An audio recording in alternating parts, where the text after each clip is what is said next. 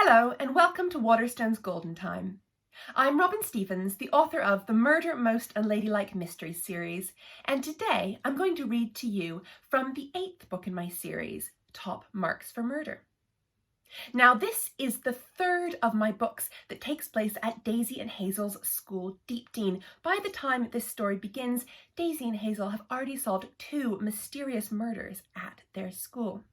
They assume that this term, the summer term, is going to be absolutely normal and boring, and they're most excited about the 50th anniversary gala celebrations, which are about to begin. But as parents arrive from all over the world to attend this important gala, Daisy and Hazel's friend Beanie looks out of their dorm room window one morning and sees a murder. And I'm going to read to you from that chapter, the moment when she sees the murder, right now. It was Friday morning, the 3rd of July, and the 5 members of the Detective Society were up in our dorm after breakfast. There were 4 minutes left until the first school bell, so we were busy piling books into our school bags and doing up our ties and chattering. Daisy, of course, was entirely ready, so she was lying on her bed with her hands pillowed behind her, staring thoughtfully at the cracks in the dorm ceiling. I was still making my bed, folding the scratchy blanket carefully over the neat sheets. Kitty was trying to get her hair to curl, and Lavinia was struggling with her tie in front of the small mirror.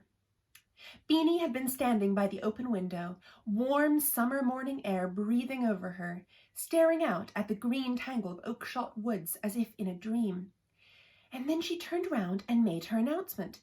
She said it quietly in rather an awed voice, as though she could not believe the words she was saying. We all stopped talking and stared at her. "What did you say?" asked Daisy, sitting bolt upright with a bounce.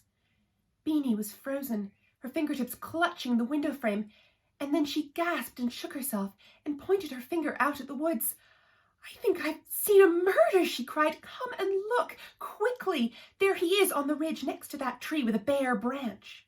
We all rushed over and crowded round her at the window, staring out at the woods. Our house is on Oakshot Hill above Deepdean School, and our dorm faces away from the school buildings, towards the main wood itself. The road from school to house is on our right, and it winds back down again towards Deepdean town on our left, and so in front of our eyes was nothing but green leaves and blue sky, and the next high hill with trees standing up at the top of its ridge.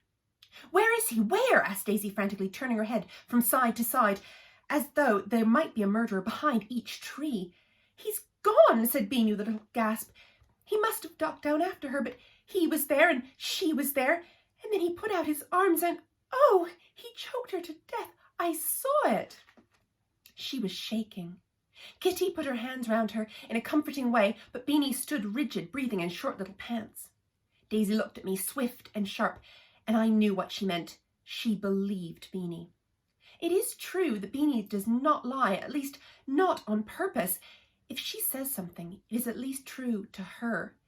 And if Beanie had seen a crime, then this was a moment for the Detective Society. "Come away from the window, everyone," said Daisy in her best Detective Society president voice. Her eyes were suddenly brighter than they had been all term. "Except you, Lavinia. You stand guard and watch in case anything else occurs or he appears again. Beanie, explain yourself at once. Hazel, you take notes." "It was awful," Beanie kept on saying. "Awful." "Yes, all right, what was?" asked Daisy fiercely as I rushed to my tuck box and pulled out a new casebook, my hands trembling just a little. I opened it to its first page and looked up at Beanie, my pencil hovering over the paper. "Time is of the essence," Daisy continued. "You'll forget if you don't tell us quickly." "Start at the beginning, Beanie," I said, trying to sound reassuring, for Daisy, of course, is not reassuring in the slightest. "It's all right. What happened?" Beanie chewed on the end of her plait and furrowed her brow. There was a long pause. At last she took a gasping breath and began. "We'd just come up from breakfast. Lavinia went to the mirror to put her tie on straight, and Hazel, you were making your bed, and I was looking for my maths book. Only I couldn't find it, so I went to the window to look out at the woods and see if I could remember where it was. Then I began to think about Mummy seeing the woods this weekend and how much she'll like them, and so I leaned out on the sill and I sort of stared into the distance and—" At this, Lavinia made a grumbling sound, and Kitty said, "She's getting to it, aren't you, Beanpole?" "Oh yes, sorry," said Beanie. Anyway, you know how sometimes when you're staring at nothing much, your eyes sort of focus without you noticing? I did that with the ridge across from house. I suddenly realized that I was watching two people, a lady and a man. What did they look like? I asked. Ordinary-ish, said Beanie. It's too far away to see details, but they were wearing summer coats, you know, just like any grown-up. Daisy, who had been sitting on her hands in an effort to remain calm, leapt to her feet. Detective Martineau, she cried, have I taught you nothing? This is absolutely diabolical observation. Were they tall, short, fair or dark, fat or thin? They had hats on, said Beanie, shrinking into herself, and, oh, I don't know, the man was a bit taller than the woman, I think. I didn't really think anything about them. They just looked like parents, like grown-ups.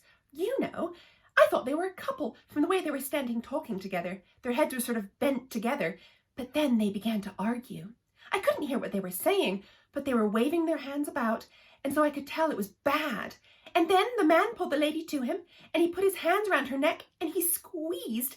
The lady was shoving at his shoulders, but it didn't work, and she suddenly went all limp and fell down, so I couldn't see her anymore. And he let go of her, and that's when I turned around and said what I said, and when I turned back, he was gone. That poor lady. Beanie gave a sobbing gulp, and Kitty put her arms around her. It's all right, Beans, she said. You're safe, and he shan't hurt you. But what if he saw me? Cried Beanie. I shouldn't think he did, said Daisy. And if he did, what would he have seen from that distance? A girl with brown hair in a Deepdene uniform. That could be anyone. I'm sure he didn't see you, Beanie, I said, to try to calm the situation. But, Daisy jumped in, I must say that your story seems credible enough to investigate, and investigate we must. Detective Martineau, it is entirely possible that you have been witness to a murder. And that is all I'm going to read to you for now. To find out what happens and how Daisy and Hazel and Kitty and Beanie and Lavinia solve this mysterious murder and save the day at the gala weekend, you will have to read the whole of Top Marks for Murder.